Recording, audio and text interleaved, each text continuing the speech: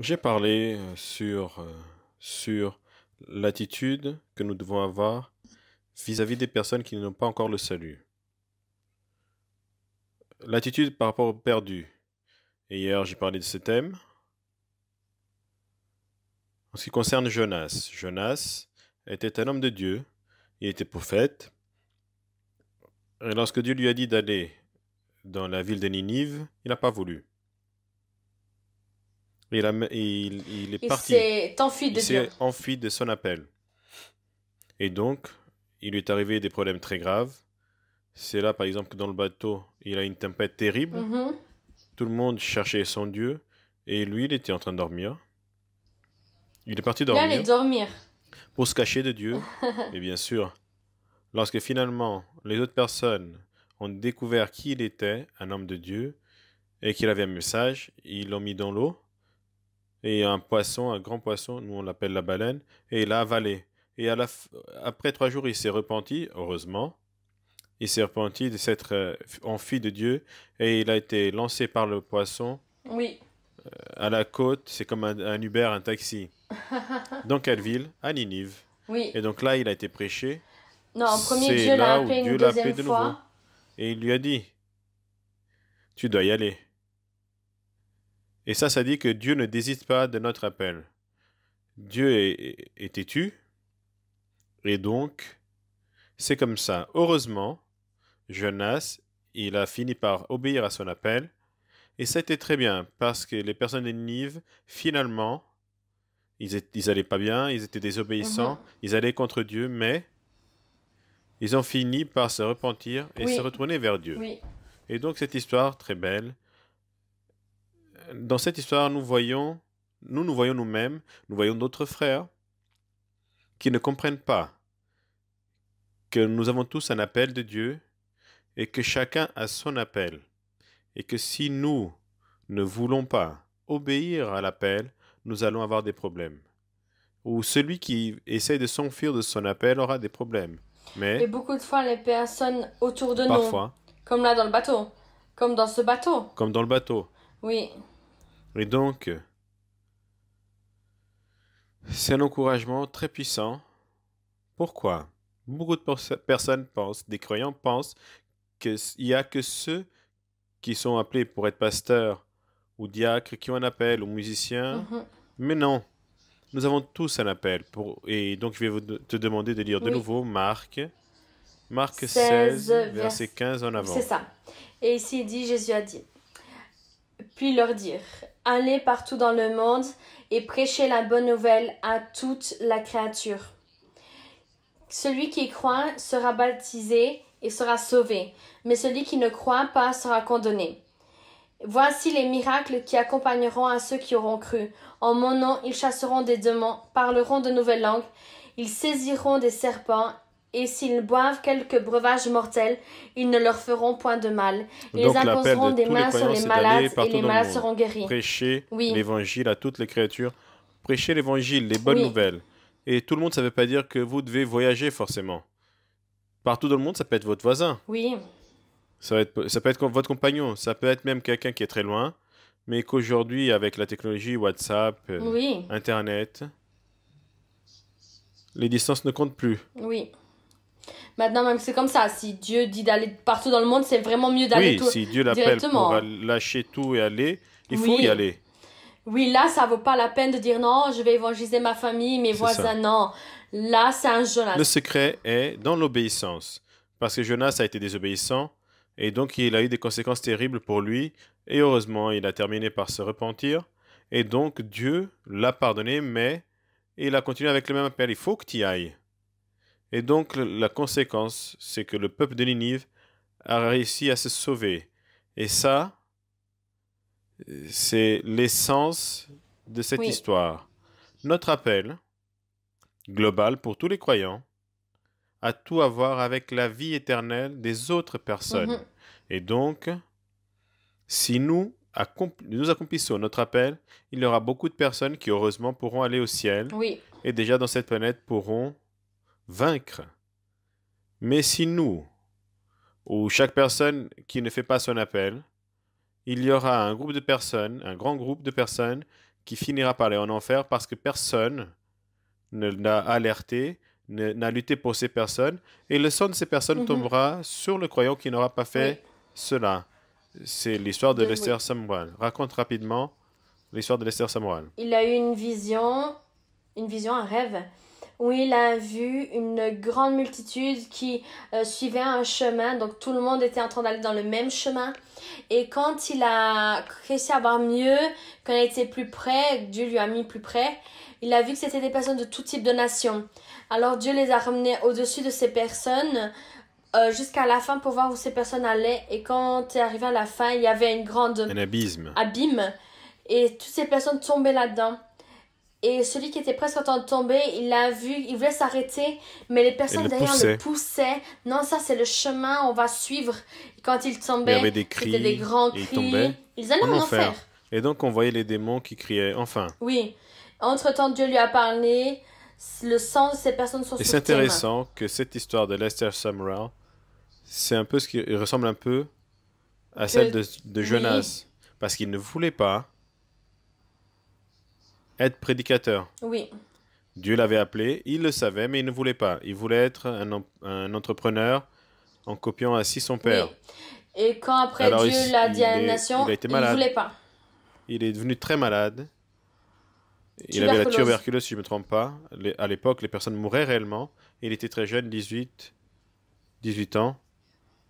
Et donc un jour, il n'allait vraiment pas bien. Et il a eu un rêve. Et il voyait un cercueil ouvert et il regardait. Et qui était dedans? Lui-même. Voilà. Et il a fait, ah, je ne veux pas mourir. Et donc, dans le même rêve, il s'est retourné à droite et il y avait un jeune garçon bien habillé qui prêchait, la Bible à la main. Il a bien regardé et c'était lui aussi. Alors Dieu lui a dit, tu dois choisir ou le cercueil ou la prédication. L'un ou l'autre. Et donc, bien sûr, il a décidé, il a choisi de prêcher, mais il était embêté. Et partout où il allait, il disait qu'il devait prêcher, sinon il allait mourir. Et Dieu lui avait montré, jusqu'à ce que Dieu s'est fatigué de cette manie qu'il avait. Et Dieu lui a donné ce rêve. Ce rêve, ouais. Et là, il s'est repenti, il a réellement vu. Oui, s'il ne va pas, ces personnes, bon. Que la vie des autres dépend de mon attitude. Oui. Alors, il a changé radicalement. Et là, il a été vraiment un grand homme de Dieu, un homme, un général. Oui. Il a voyagé partout dans le monde, il était toujours en train de prêcher. Nous avons eu le bonheur qu'il vienne nous rejoindre. Et il a parlé sur moi de l'église Mana. Il nous a aidés, il nous a visités plusieurs fois. Et donc, vraiment, c'était très bien. Et Jonas, c'était comme ça aussi son chemin. Maintenant, nous avons un autre cas. En parlant aussi de quelqu'un qui a un appel de Dieu, qui est celui de Joseph d'Égypte. Lorsque vous ou moi avons un appel de Dieu, parce que nous ne savons pas ce que Dieu a réservé pour vous ou pour moi. Vous n'imaginez même pas ce que Dieu va faire à travers vous, dans le sens qu'il va gagner des personnes pour Jésus. Vous ne savez pas. Oui. Et donc, nous ne devons jamais laisser tomber les dons et les talents que Dieu nous a donnés. Dieu a un appel et il ne montre pas directement tout. Il va montrer pas à pas en accord avec notre obéissance. D'un côté, nous sommes là en train de vous dire que beaucoup de personnes vont vivre pour toujours ou en enfer selon ce que moi je suis obéissant ou vous êtes obéissant aussi. Mais il s'agit aussi de l'obéissance et de l'obéissance, mais il y a aussi la bénédiction. Mais il y a beaucoup de croyants qui ne savent pas faire l'association des facteurs de la bénédiction ou les problèmes, grande bénédiction ou petite bénédiction. Il ne sait pas associer cela au fait de servir Dieu bien, peu ou rien. Il pense qu'une chose n'a rien à voir avec l'autre. Il pense que s'il ne sert pas Dieu, ça ne va pas affecter sa vie dans cette planète.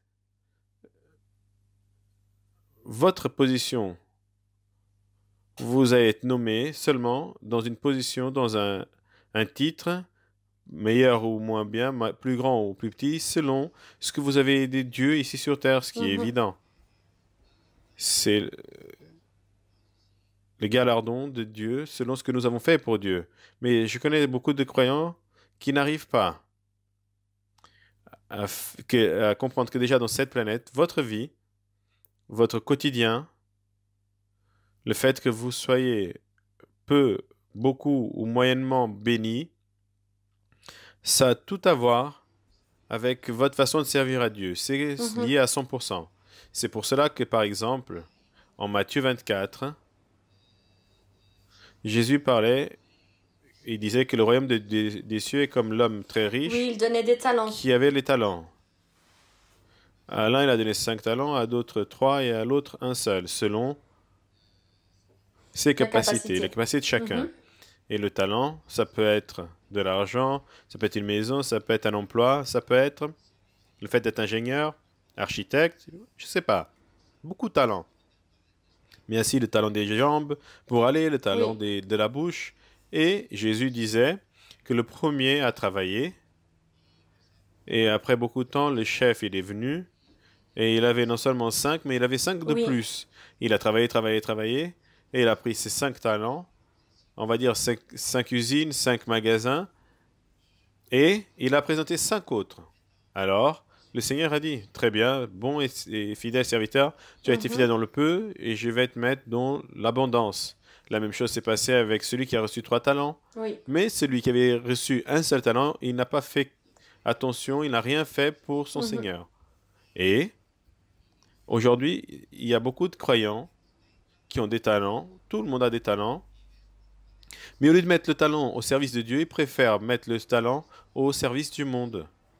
Mhm. Et il ne faut pas attention du tout au fait d'aider Dieu. Et Jésus était bien clair. Ça, c'est un serviteur mauvais qui ira en enfer, Mhm. là où il y a des grincements dedans. Ça veut dire quoi? Nous sommes en train de voir ici que le fait de servir Dieu, Ce ce n'est pas n'est une pas une option. option. Ah, j'ai envie. Non, c'est une condition pour être béni. Oui. Nous avons aussi l'autre partie de la Bible qui est écrite en Marc 10, si je Oui. ne me trompe pas, où il est écrit qu'il n'y a personne qui laisse père, mère, champ, enfant. Non, non, je l'ai pas, mais je peux Tu peux l'ouvrir. ouvrir? Je peux l'ouvrir rapidement. Alors, Marc 10, je vous le dis en vérité, il n'y a personne qui ait en quitté à cause de moi et à cause de la bonne nouvelle, maison, ou ses frères, ou ses sœurs, ou sa mère, ou son père, ou ses enfants, ou sa terre, qui ne reçoivent le centuple présentement dans ce siècle, des maisons, des Qui ne frères, reçoivent pas 100 des fois tant déjà dans sœurs. ce temps. Oui, L'un des exemples que je donne, de beaucoup, des milliers d'exemples, c'est une sœur. Elle avait déjà sa retraite, ses enfants étaient déjà mariés. Elle était veuve, fidèle dans l'église, depuis des années. Très bien. Elle a fait un rêve, qui était de faire un voyage, une croisière dans les grands navires mhm, très beaux. Et donc, elle a fait des oui, économies chaque mois. Elle mettait de l'argent de côté. Et au bout de 3 ou 4 ans, en décembre, et je me souviens, c'est elle qui m'avait raconté ça. mhm, En décembre, j'étais en train de prêcher et j'ai dit quelque chose et Dieu a pris ses paroles et lui a dit, prends cet argent que tu as mis de côté pendant toutes ces oui, années et tu vas donner à l'apôtre mhm, pour qu'il puisse aller visiter l'Afrique et prêcher l'évangile. oui, Cette sœur, elle a dit qu'elle n'a pas hésité. Avec joie, elle a été dimanche suivant, elle a donné mhm, son offrande. oui. Elle était très contente. Et après, je me souviens pas, c'est elle qui le dit, que ce dimanche, Oui, et pour elle, elle a même déjà abandonné le elle a laissé rêve. Bon, tomber c'est son pas rêve. Mais grave. laisse-moi raconter, parce que après, Oui, elle a dit que par hasard, d'une façon qui n'était pas normale, et je disais, oui, vous qui avez des rêves et qui avez semé pour le rêve de Dieu, ne laissez pas tomber le vôtre. Et elle s'est dit, non, ça doit être pour moi, ça. Conclusion, cette sœur, elle n'a pas laissé tomber son rêve, parce qu'elle a continué de croire dans oui. cette parole, et alors, sans s'attendre, elle ne sait pas d'où l'argent est venu, l'argent qu'elle avait semé est apparu dans son compte. Mhm, Mais il lui a apparu beaucoup plus d'argent. Et quoi? Et plus encore, quelqu'un lui a payé son voyage en oui, première classe. Voilà. Et en plus, dans la troisième semaine, il lui est arrivé plus d'argent. Ça veut dire quoi? Qu'il n'y a personne qui, par Oui. amour par Dieu, pour Dieu Oui. et pour l'évangile, qui échange le fait de faire un voyage, acheter une voiture, je sais pas, et qui disent non, l'apôtre, il a besoin d'argent pour faire l'achat du terrain au Brésil, je sais pas, n'importe Mhm. quoi. Et Dieu dit, c'est ça, alors il n'y a personne qui ne sera 100 fois mieux. Oui. Ça veut dire quoi? Que servir Dieu nous apporte de grands bénéfices. Maintenant, se basant sur cela, je veux parler d'un exemple que je trouve phénoménal, et pour plus que je le lise et étudie, et vous aussi, que vous l'écoutiez, ce n'est jamais trop. C'est le cas de Joseph d'Égypte. Joseph d'Égypte était un jeune que dans sa jeunesse a eu un rêve. C'était le fils préféré de son père. Oui. Alors, c'était l'enfant chéri, et les frères étaient déjà jaloux. Oui. Et en plus, un jour, le jeune homme a eu un rêve. Oui. Et dans ce rêve que Dieu lui a donné, il voyait que ses frères se fléchissaient devant lui et que le père aussi se fléchissait devant lui. Ça voulait Oui. dire qu'il allait être Oui. grand. Et au lieu de se taire, il a été le dire. Oui. Hey.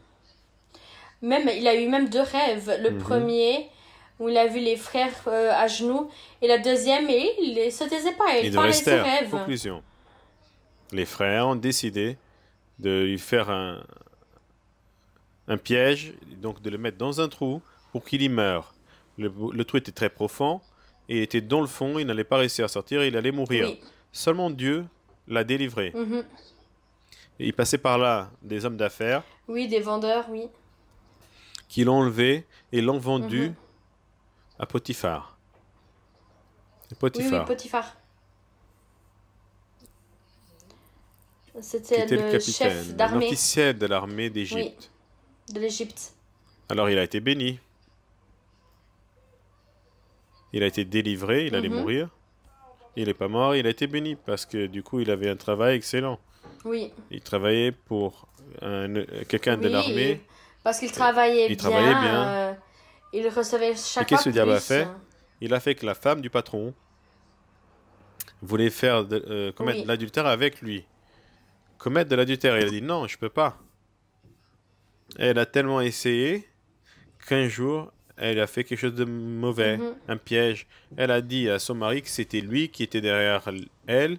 Elle a raconté plein d'histoires. Le mari, bien sûr, il a cru son épouse et elle a mis le jeune homme en prison.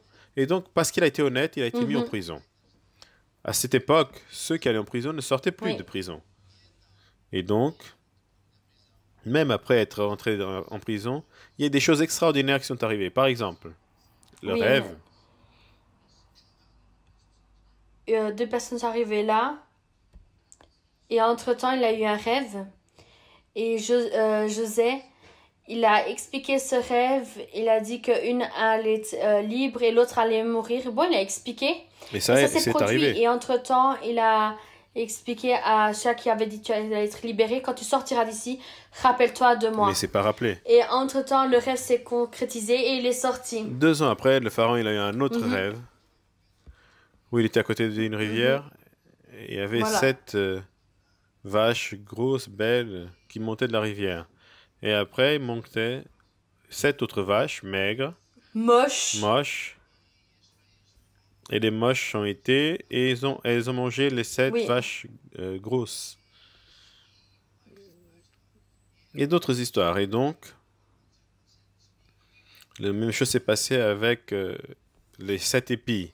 Et donc, Pharaon voulait comprendre si un sage de son royaume savait Oui. interpréter, parce qu'il n'arrivait pas à dormir à cause de ce rêve. Et quelqu'un s'est rappelé, attends, Joseph Oui, il y a d'Égypte, quelqu'un, c'est non, c'est lequel, qui était déjà là dans la prison. Ah, le rêve, le c'est rêve, c'est vrai. vrai. Il y a un garçon, un Hébreu. hébreu, il est de Dieu, et il arrive à interpréter. Et donc, il a été appelé, et il a parlé, il a interprété le rêve.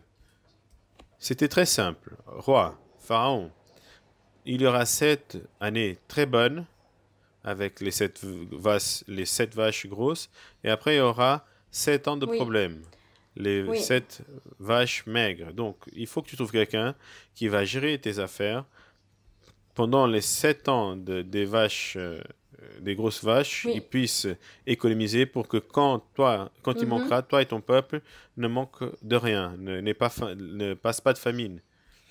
Le pharaon, Mhm. il était très content et tout de suite, il a nommé comme étant le numéro 2 Oui. du royaume. Et donc, il a été enlevé De la de prison. prison D'un jour à l'autre. du jour au lendemain. Et qu'est-ce que Joseph a fait?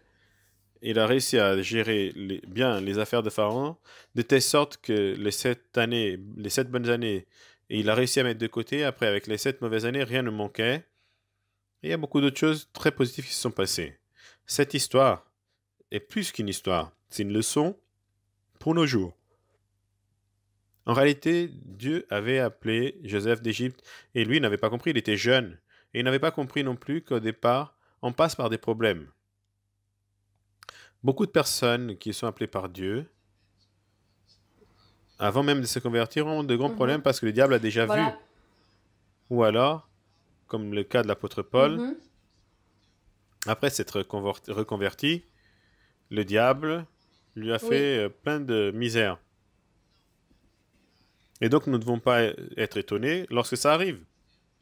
Le fait que Dieu nous donne un appel différent, ça ne veut pas dire que tout va Mhm. bien se passer. Parfois, ça veut même dire que nous allons être tentés. Maintenant, le côté positif de cette histoire, c'est que Joseph, finalement, il a compris qu'il avait un Mhm. appel. Et l'appel, c'était de sauver le peuple d'Égypte, les personnes du monde. Plus tard, ses frères sont venus, ceux qui voulaient le tuer, et il a fini par les pardonner et sauver aussi la maison, la famille et ses parents, et aussi les autres croyants. Et donc, Mhm. on peut dire que Joseph avait deux appels. Tout d'abord, Oui. sauver les personnes du monde qui ne connaissaient pas encore Dieu. C'était tout le peuple. C'était le peuple le plus riche. Oui, même, ce n'est pas seulement ce peuple, c'était les peuples autour. Oui, parce que Pharaon dominait tout Oui. ça. Et il a réussi, avec Dieu, Mhm. avec la sagesse donnée par Dieu, sauver toutes ces Oui. personnes. Et ensuite, elle a réussi à sauver La famille. ceux de sa famille, la famille de Dieu. Et donc, c'est un appel énorme. Et qu'est-ce que ça nous dit? Ça nous dit que vous aussi, vous êtes comme un Joseph. Parce que vous ne savez pas ce que Dieu a réservé pour vous. Vous ne savez pas. Une fois, un frère et plus tard un pasteur, il disait, ah, parce que vous, apôtre, vous êtes un grand homme de Dieu parce que regardez ce que vous avez. Vous êtes un grand homme de Dieu. Moi, je suis un homme avec un grand Dieu. Non, parce que moi, je suis petit. Et je dis, vous vous rappelez qui a été mon leader de groupe familial? Et il m'a dit, c'est moi. Et vous ne voyez pas que je suis votre fruit. Tout ce que je fais, ce que je suis en train de faire, c'est vous qui m'avez enseigné. C'est vous qui m'avez enseigné à aimer Jésus. C'est vous qui m'avez enseigné à aller au groupe familial. Et donc j'étais leader après. C'est vous. Et il a dit, non, j'ai jamais pensé à ça. Ça veut dire quoi? C'est pas nécessaire que tout le monde soit apôtre ou musicien ou je sais plus quoi d'autre. Mais une personne qui arrive à gagner quelqu'un que Dieu va utiliser, cette personne-là aura Oui. son galardon. Tu Oui, comprends? parce que sans cette personne, l'autre ne pouvait pas commencer. Alors, qu'est-ce que je veux dire? C'est ça. Soyez, vous, qui que vous soyez, vous pouvez avoir des cours, un diplôme, vous pouvez être quelqu'un de très riche, être quelqu'un qui n'a rien. Pour Dieu, c'est pas important. Ça n'empêche rien à votre appel. La seule chose qui va faire la différence, c'est votre cœur. Lorsque vous décidez, non, ma maison et moi, nous allons servir Dieu. Je vais penser toujours aux personnes qui sont au dehors. Je vais intercéder, je vais prier le vendredi, je vais aller à la réunion de vendredi que nous appelons De lutter jusqu'à lutter vaincre. jusqu'à vaincre. Mhm. Non pas trop pour Mhm. lutter pour mes problèmes, mais pour ceux des autres. Je vais faire une liste de 5, 6, 10, 15 personnes et je vais prier pour eux, je vais les visiter, je vais les appeler, je vais leur donner des livres, je vais les accompagner, ces personnes, parce que j'ai décidé. de servir Dieu. Mhm. J'ai décidé d'être un serviteur de Dieu tous les jours. Ne pensez qu'à ça. Alors là, oui, vous allez être joyeux. Vous allez avoir une joie de vivre comme vous n'avez jamais eu. Parce que la joie vient de Dieu. Oui. Et bien sûr, il y aura des personnes qui vont accepter, d'autres qui n'accepteront pas. Mais ça, ce n'est pas votre Mhm. responsabilité. Alors, lorsque nous décidons de servir Dieu et nous pensons toujours aux autres, il arrivera un jour où vous n'aurez plus besoin de prier pour vous-même. Parce que Dieu va subvenir à toutes vos nécessités et il y aura des bénédictions dans votre vie. Parce que Dieu s'inquiète aussi pour vous. Mhm. Et donc, il y a ici, on va dire, quelque chose de très important à dire, c'est lorsque nous parlons Oui. d'évangélisation. N'est-ce pas? Lorsqu'une personne qui est croyante, c'est comme beaucoup que nous Mhm. connaissons, qu'après avoir eu des problèmes dans le mariage, des problèmes dans les finances, des problèmes même de santé, ils ont failli mourir, et ils rencontrent Jésus, ils disent, à partir d'aujourd'hui, je vais parler de Jésus tous les jours. C'est une Oui. décision. Je vais accompagner. C'est son travail. Ça, c'est mon travail. Et pour cela, j'ai l'habitude de dire que vous pouvez être un ingénieur, n'est-ce pas? Mais vous n'êtes pas ingénieur. Vous êtes un serviteur de Dieu à temps complet et pendant votre Mhm. temps libre, vous êtes ingénieur pour gagner de l'argent et payer vos factures et aider l'Église. À partir de là, vous ne dites plus je suis un infirmier. Non, vous êtes un serviteur de Dieu qui pense Mhm. toujours aux choses de Dieu, aider d'autres personnes, comment je vais emmener des personnes à l'église ou au familial, etc., etc. Et pendant vos temps libres, vous devez Mhm. travailler pour gagner votre pain. Alors, m- mieux que ça, l'apôtre Paul, parce qu'à l'époque où il prêchait, il ne sait pas ce que nous savons aujourd'hui des dîmes et des offrandes, Mhm. ni lui ni les personnes, même si les personnes finissaient par donner. Il faisait Oui. des tentes, il fabriquait des tentes. Il avait une affaire, fabriquait des tentes et vendait des tentes pour subvenir aux Oui. besoins dans sa vie, pour pouvoir voyager. Mais il n'a jamais dit je suis un entrepreneur et de temps en temps je prêche. Non, Non, il ne disait pas, je ne peux pas faire non, ça maintenant ce voyage, je dois m'occuper de mon affaire, non, augmenter. non. Je vais donner encore un exemple drôle. Une fois, non, ça arrivait plusieurs fois ça. Un entrepreneur qui s'est reconverti, il était brésilien. Et sa vie n'allait pas très bien. Le mariage, les finances, l'épouse malade. Mhm. Et en se convertissant, Dieu a commencé à guérir, à résoudre des problèmes. Et il était très encouragé, très motivé. Et lorsqu'il a su que j'allais faire un voyage, j'allais faire en Afrique, il a dit, ah, j'aimerais tellement aller. Et je dis, ah, dans mon avion, vous pouvez y venir. Et il était tout content, mais il a dit, ah, apôtre, je peux pas parce que j'ai mon affaire. Comment je vais faire? Si je suis pas là, si c'est moi et la secrétaire, comment je vais payer les factures? Et j'ai dit, écoutez, c'est vous qui savez, mais je vous défie à venir avec cette foi que si vous venez avec moi dans Mhm. ce voyage, vous allez voir que Dieu va ouvrir les portes des cieux, résoudre les problèmes et vous donner Mhm. des clients. Et il m'a dit, vous pensez que oui? Je dis, oui, vous devez s'aimer. Et à la fin, il a dit, je vais venir. Bien, nous sommes arrivés Mhm. Saint-Thomé. Et c'est le premier arrêt. C'était un voyage, un grand voyage. Et je vois cet homme le lendemain au téléphone. Il termine le coup de fil dans l'après-midi. Il me dit, apôtre, vous n'allez vous allez même pas croire ce qui s'est passé. Des personnes qui me donnaient de Mhm. l'argent depuis des années, j'avais même déjà laissé tomber, ils ont été à mon bureau et ils ont déposé l'argent Mhm. cash. Et j'ai dit, vous voyez? Il m'a dit, oui, je vois, j'ai mis en premier lieu. Après, nous sommes allés à Mozambique ou je sais plus où, et un autre appel, et il me dit, apôtre, vous savez ce qui s'est passé? Je suis pas là-bas, Mhm. et les personnes sont venues et nous donner 30%, 40% cash pour une affaire, et je suis Oui. même pas là-bas. Même, on a vu beaucoup de témoignages maintenant Oui? de personnes que durant ce problème avec le Covid, La des pandémie? choses comme ça se sont produites. Oui. Donc, qui C'est est le Dieu. bénisseur? C'est Dieu. Qui est le bénisseur? C'est Dieu. Alors, pour dire quoi? Que lorsque nous décidons de penser aux autres, nous décidons d'aider l'Église, aider Dieu à gagner plus de personnes pour Jésus, quelle que soit la méthode. Dans notre Église, nous sommes privilégiés parce que nous avons des TV, vous pouvez aider avec la musique, tellement de choses. Et bien sûr, avec de l'argent pour faire toutes ces choses, mais qu'est-ce qui se passe? Dieu va Oui, bénir. vraiment. D'accord?